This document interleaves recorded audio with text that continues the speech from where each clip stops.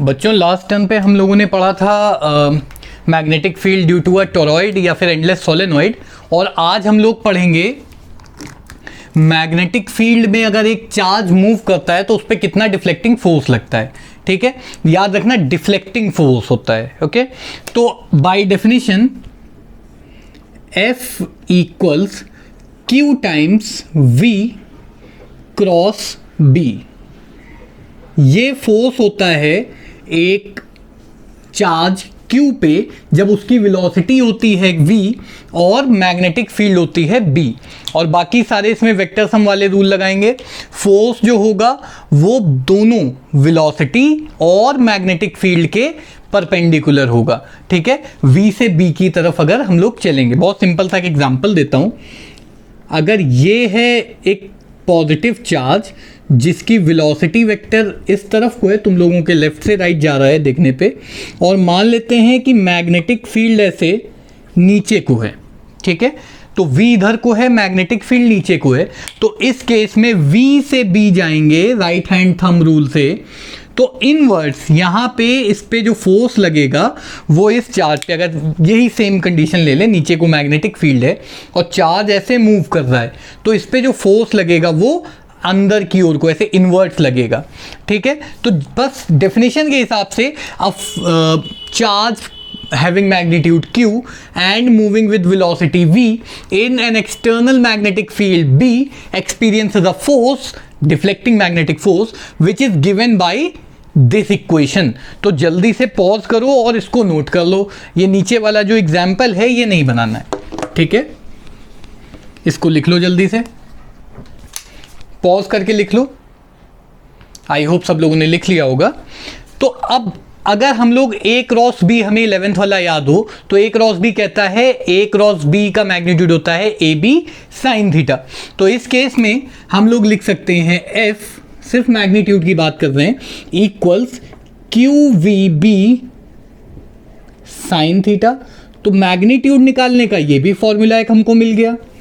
और अगर हम लोग बात करें मैक्सिमम फोर्स की, जो मैक्सिमम फोर्स लग सकता है, तो देखो बाकी सब तो फिक्स है, केवल एंगल चेंज कर सकते हो। साइन थीटा की मैक्सिमम वैल्यू होती है 1, तो एफ मैक्स की बात करें तो एफ मैक्स हो जाएगा QVB साइन 90 डिग्री, क्योंकि साइन की मैक्सिमम वैल्यू 1 होती है और वो आती है 90 डिग्री पे। तो we can write F max equals QVB, simple, सुंदर, सस्ता और टिकाऊ। इसको जल्दी से पॉज करो और नोट कर लो, this is the maximum force. I hope सब लोगों ने कर लिया होगा। अच्छा, अब यहाँ पे एक और चीज समझने वाली है, देखना बहुत ध्यान से। अगर फोर्स जीरो है, मतलब ऐसा भी हो सकता है कि चार्ज्ड पार्टिकल एक्सटर्नल फील्ड में मूव करे लेकिन उस पर फोर्स ना लगे, उसकी कंडीशन क्या है? तो यहां पे लिखेंगे इफ थीटा इक्वल 0, तो इसका मतलब क्या होगा? F इक्वल्स QVB साइन 0, और साइन 0 की वैल्यू तुम सबको पता है 0 आती है, तो F हो जाएगा 0, या 180 भी ले सकते हो इसको।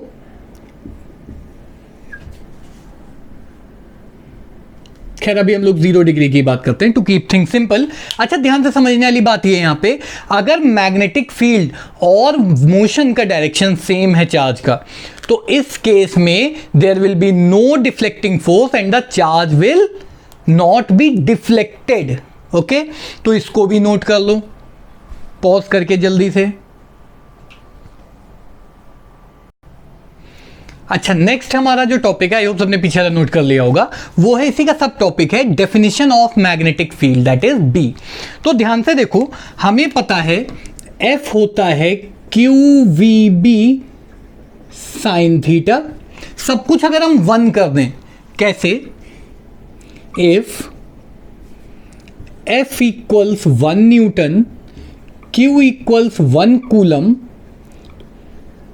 And V equals 1 metre per second along with, यहाँ पे थीटा इक्वल 0, अब एंड लिख लेते हैं, 90 कर लेते हैं तो 1 हो जाएगा, नहीं तो 0 हो जाएगा।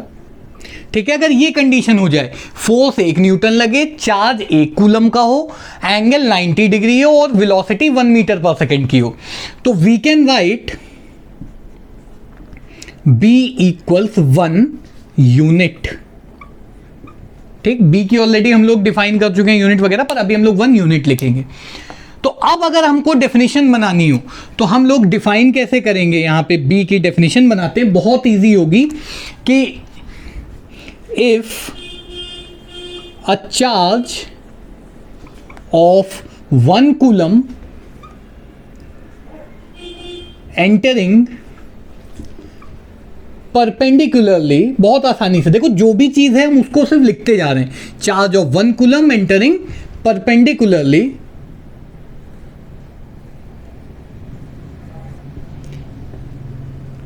इन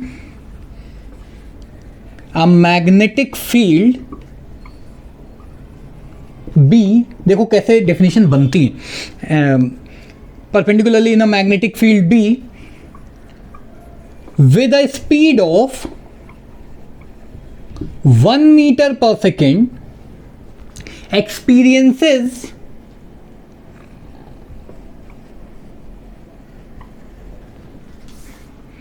a force of 1 Newton,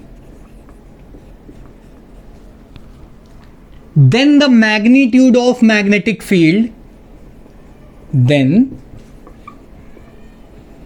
the magnitude of magnetic field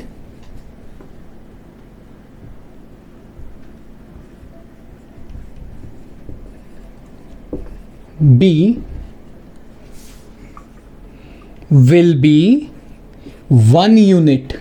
भाई सब कुछ 1 कर दो तो B भी 1 आ जाएगा, बहुत सिंपल, इससे हमने डिफाइन कर दिया। तो ये तो मैग्नीट्यूड हमने डिफाइन किया, अभी इसकी डायमेंशंस और यूनिट की भी बात करते हैं। तो जल्दी से पॉज करो और इसको नोट कर लो। आई होप सबने नोट कर लिया होगा। तो अब अगर हम लोग ऐसा यूनिट की बात करें जो हम लोग ऑलरेडी पढ़ चुके हैं, तो वो होता है टेस्ला। ठीक है, तो यहाँ पे टेस्ला भी लिख सकते हैं हम लोग। अब देखो, एक टेस्ला को अगर हमको डिफाइन करना हो तो ये सब तो हमने नोट कर ही लिया होगा, तो सिर्फ इस फॉर्मूले के बेसिस पे देखते हैं। तो B equals F upon Q V B. Sine theta को हमने ऑलरेडी 1 मान लिया है, थीटा को 90 डिग्री मान लिया है, और वैसे भी साइन थीटा की कोई ऐसा यूनिट नहीं होती है। तो देखो ध्यान से, फोर्स हो गया newton, okay, Q V, sine theta नहीं हम लोग लिख रहे हैं, लिखना चाहो लिख लो, उसमें कोई दिक्कत नहीं है। Q इंटू वी हो जाएगा एम्पियर मीटर। कैसे हो जाएगा मैं वो भी लिख देता हूं, देखो कितना आसान है। Q हो गया कूलम और V हो गया मीटर पर सेकेंड, तो कूलम पर सेकेंड हो गया एम्पियर, तो एम्पियर मीटर भी लिख सकते हो इसको। तो 1 टेस्ला इक्वल्स 1 न्यूटन पर एम्पियर मीटर, और चाहो तो तुम लोग इसको ऐसे भी लिख सकते हो, 1 न्यूटन पर एम्पियर मीटर। तो जल्दी से इसको भी नोट कर लो, ये वाला पार्ट नोट नहीं करना है, ओके, ये सिर्फ तुम्हारे समझने के लिए था। जल्दी से पॉज करके इसको भी नोट कर लो। आई होप सब लोगों ने नोट कर लिया होगा। और अब अगर हम लोग यहाँ पे इस पर्टिकुलर केस की डायमेंशन निकाल लें, तो चलो मैं डायमेंशन भी लिख देता हूँ, ग्रीन कलर से लिख देते हैं। न्यूटन होता है MLT-2, ठीक है, और एम्पियर होता है A और मीटर होता है L, तो L से L कैंसिल हो जाएगा और बचेगा MT-2A-1। ये होती है डायमेंशंस मैग्नेटिक फील्ड की। ठीक है, तो इसको भी जल्दी से नोट कर लो, बहुत आसान सा है। पॉज करो, नोट करो, जल्दी से खुद से निकाल के करो तो बेटर होगा। आई होप सबने नोट कर लिया होगा। और ये भी चीज़ हम लोग पहले डिस्कस कर चुके हैं कि एक टेस्ला में 10 की पावर 4 गॉस होते हैं। ओके, ये भी हम लोग पहले देख चुके हैं, तो इसको भी नोट कर लो। तो ये था डेफिनेशन ऑफ मैग्नेटिक फील्ड, बहुत आसान सा टॉपिक है। नेक्स्ट लेक्चर में हम लोग डिस्कस करेंगे motion of a charge particle in a uniform magnetic field. Okay.